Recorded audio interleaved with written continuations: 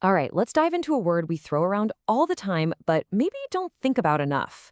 Popular. Specifically, popular culture. We're going to break it all down with a little help from the legendary cultural theorist Stuart Hall. So, let's get into it. I mean, it seems obvious, doesn't it? It's the stuff that's popular.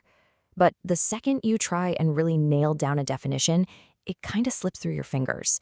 So, let's start with a few things we all recognize. Okay, so you could just go by the numbers. A movie that makes $1 billion has got to be popular culture, right? It's a product, and millions of us paid to see it. So, is it really just about market success? What sells the most? But then, what about a meme?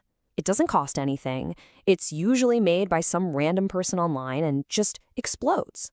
We're the ones who make it popular by sharing it, by changing it, by participating. That feels, totally different from just buying a movie ticket.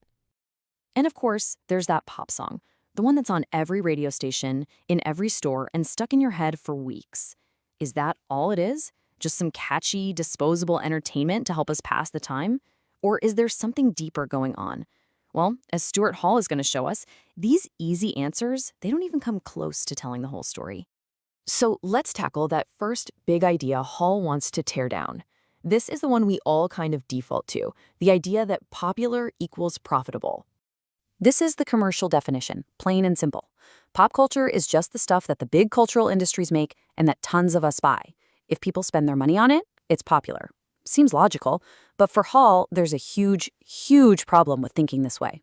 And he does not pull any punches here. He says, look, if you really believe that commercial definition, then you have to believe that millions and millions of people are just cultural dopes who are too stupid to see that they're being fed corporate propaganda. And Hall just flat out rejects that idea. He says ordinary people are not fools. We can absolutely tell when the movies or music we consume are misrepresenting our lives or just trying to sell us a cheap version of our own experiences. This whole view is way too simplistic, and honestly, it's pretty condescending. Okay, so if pop culture isn't just the commercial stuff we buy, then maybe it's the exact opposite, right? Maybe it's the authentic, grassroots stuff people just do. Which brings us to the second myth that Hall takes apart. Now, this is the more anthropological approach. It says popular culture is like the real, true expression of the people, their traditions, their hobbies, their customs. It's not about money, it's about authenticity. But here's the problem with that idea. As Hall points out, you just end up with this endless list of things. Pigeon fancying, collecting stamps, those ceramic ducks people used to put on their walls, garden gnomes. Where does it end? It just becomes this giant, messy inventory that doesn't actually explain anything. It's like a museum collection, not a living, breathing thing. And here's the really crucial part. This inert list completely misses the point about power. What matters isn't the garden gnome itself. What matters is the struggle that makes someone call a garden gnome popular or kitsch, while calling a marble sculpture high art. It's the relationship between those things, the power dynamic, that Hall is interested in. So if pop culture isn't a marketplace, and it's not a museum of folk traditions, then what on earth is it? Well, this is where Hall gives us his most powerful idea. He wants us to stop thinking about culture as a collection of things and start seeing it as a battlefield. So for Hall, popular culture isn't a thing at all. It's a process. It's a space of constant tension, of struggle. It's the arena where the dominant culture, the one with the power, collides with the lived experiences of ordinary, subordinate people. It's a push and pull, a constant negotiation. This quote just nails it. The whole debate about whether a pop song is good or bad is missing the point.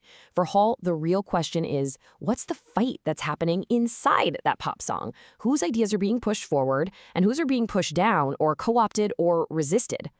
Hall calls this the double movement that's always at play. Think of it like a constant tug of war. On one side, you have containment.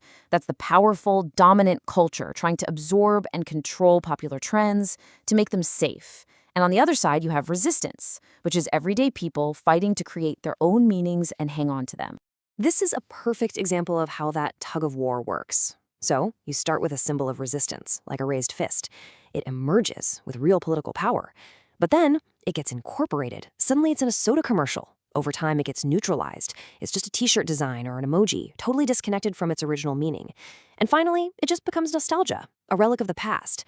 The meaning is never stable. It's always up for grabs. And you've got to remember, this isn't just some abstract academic theory. Hall bases his ideas in real, concrete history. He looks at things like the rise of the commercial newspapers in the late 1800s. And he shows how that wasn't just a change in business. It was a fundamental shift on the cultural battlefield, one that totally reshaped the power dynamics for the next 100 years. So, what's the big deal? Why should we care about this cultural tug of war? Well, according to Hall, the stakes couldn't be higher. This is about so much more than just what's on TV or the radio. And this fight isn't some simple rich versus poor thing. Hall is really specific here. On one side, you have the people, which he sees as an alliance of all different kinds of oppressed or excluded groups. And on the other, you have the power bloc, which isn't just one ruling class, but a whole coalition of groups that control the major cultural platforms, like the media and the education system. And this, right here, is the ultimate point. Popular culture is the prize. It's the actual ground where power is won and lost. It's the space where we, the people, either give our consent to the way things are, or where we resist. It's where the whole game of social dominance is played out. So the next time you're watching that blockbuster, or sharing that meme, or singing along to that hit song, just ask yourself Hall's question. In this constant cultural battle, where do you fit in? Is what you're doing an act of consent, or is it, maybe, in some small way, an act of resistance?